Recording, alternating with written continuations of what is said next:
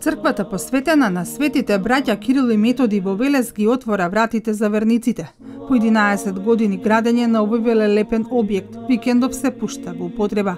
Чинот на осветување почнува утре вечер, за да заврши во недела. Значи оваа црква веднаш после осветувањето кој што се случи, се отвара за сите верници и верниците ќе може да доаѓаат овдека 7 дена. Веднаш после осветувањето ќе се служат божествени литургии во чест на осветувањето на црквата, така да но ќе се служат, се разбира, и секој празник, секоја недела божествени литургии во оваа црква.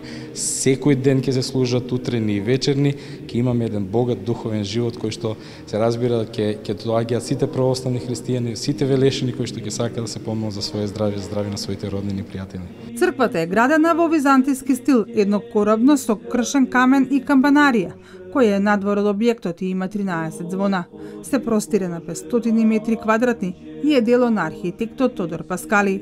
Започната да се гради во 2006 година, изградена во византиски стил, еднокоробна црква, фреско живописана со од најдобрите мајстори тајфата Свети апостол Лука, кој што можам да кажам дека се надмина во својот фреско живопис.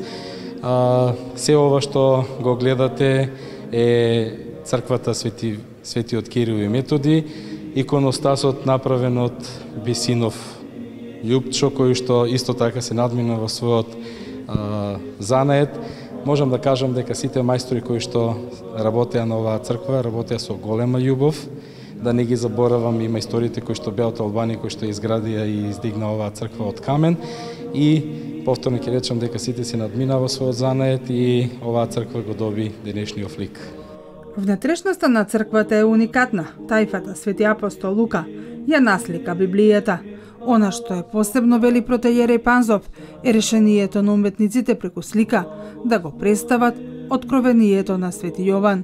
Тоа е еден дел од Библијата, каде што може би најтешкиот дел за толкување на било кој теолог кој што сака да го толкува, но овдека им ја дадовме таа слобода и тие тоа го направија прекрасно со своите уметнички четки, нели, со својата визија како да ја представат Библијата во овој дел, зборам за галеријата. Инаку доле се представени сите светители на станите, можеме да ги видиме сите македонски светители, можеме да видиме настани од Библијата кои што се пресликани Успение, Рождество и така натаму. Значи, комплетно целата Библија е пресликана во оваа црква.